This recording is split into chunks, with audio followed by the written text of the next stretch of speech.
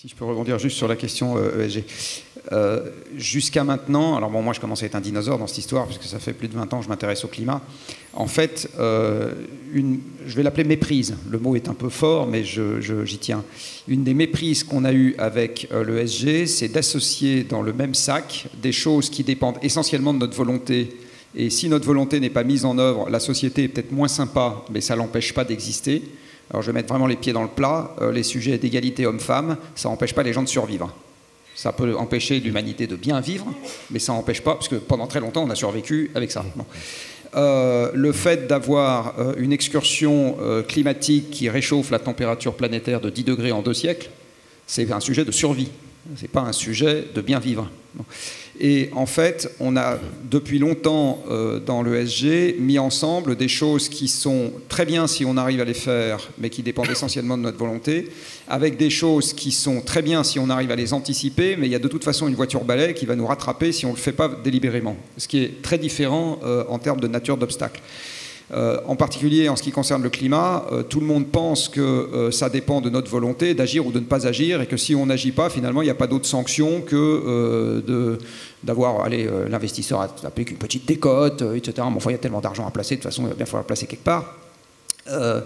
Alors qu'en fait, on ne comprend pas qu'on va être rattrapé par la patrouille. Alors la patrouille peut s'appeler les conséquences du réchauffement climatique, parce que les conséquences du réchauffement climatique ont le potentiel de faire sauter la paix, la démocratie, etc. Qu'est-ce qui reste comme marché boursier dans un monde en guerre et en dictature? Je ne sais pas. Je pense que voilà, je peux vous donner la copie à remplir. Je passe les ramasser dans 4 heures. Je pense qu'on aura quelques dissertations intéressantes. Et puis, il y a une autre voiture-balai qui arrive derrière, toujours dans la même catégorie, qui est la déplétion subie des énergies fossiles. 2008, tout le monde dans cette salle pense que c'est une crise financière. Moi, j'ai écrit un bouquin dans lequel j'explique que c'est une crise énergétique. C'est-à-dire que si vous regardez la décélération des flux physiques aux États-Unis, elle a précédé 2008. Et c'est venu tamponner une dette qui n'a pas arrêté d'augmenter depuis les chocs pétroliers, qui est une autre décélération des flux physiques.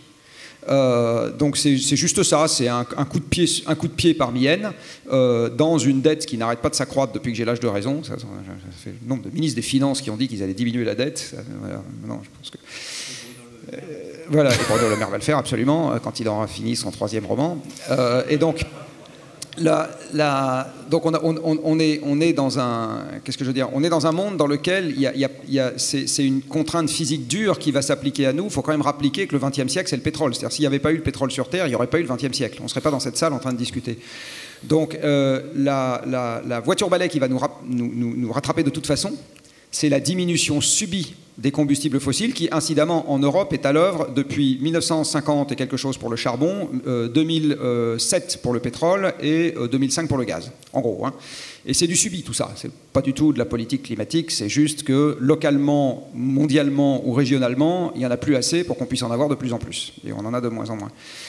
Alors, évidemment, vous, dans cette salle, vous vous en rendez pas compte parce que votre terrain de jeu est mondial. Vous avez beau être basé à Paris, la finance c'est mondial, donc en fait votre sujet c'est la disponibilité des combustibles fossiles mondiale, d'accord? Donc effectivement celle-là n'est pas un problème pour le moment. Mais la personne qui va venir faire le ménage ici demain matin, elle, son problème c'est la disponibilité régionale et locale des combustibles fossiles, et là-dessus on a déjà un stress. Voilà. Donc j'insiste beaucoup sur le fait qu'on met aujourd'hui dans l'ESG des choses dont on pense que ça relève essentiellement de notre libre arbitre, alors que moi je soutiens, et c'est ça le métier qu'on essaye de faire, que c'est essentiellement des indicateurs avancés de contraintes physiques qu'on va avoir demain de toute façon, et que la bonne question, c'est de savoir si la façon dont une activité est aujourd'hui organisée, comme elle est organisée sur le plan économique, ça passe à travers les mailles du filet ou ça ne passe pas à travers les mailles du filet, ça c'est la version risque. Et par ailleurs, est-ce que cette activité est vue comme étant socialement utile, ce qui est une façon de passer à travers les mailles du filet, hein. C'est-à-dire est-ce qu'elle est contributive ou pas à une réorientation de l'économie entre guillemets dans la bonne direction, c'est-à-dire une économie qui s'éloigne des limites physiques, et ça c'est plutôt la vision impact, on va dire. Et ces deux visions-là, ça n'est rien d'autre que de l'analyse stratégique pour moi. C'est pas du tout un nice to have à mettre dans un coin, c'est bien ça mon point. Et aujourd'hui, on est encore beaucoup trop près de la commodité, qu'on achète pour se débarrasser d'un truc qu'il faut absolument faire, et encore trop loin de l'analyse stratégique qui est le truc qu'il faut faire à partir de ces contraintes-là.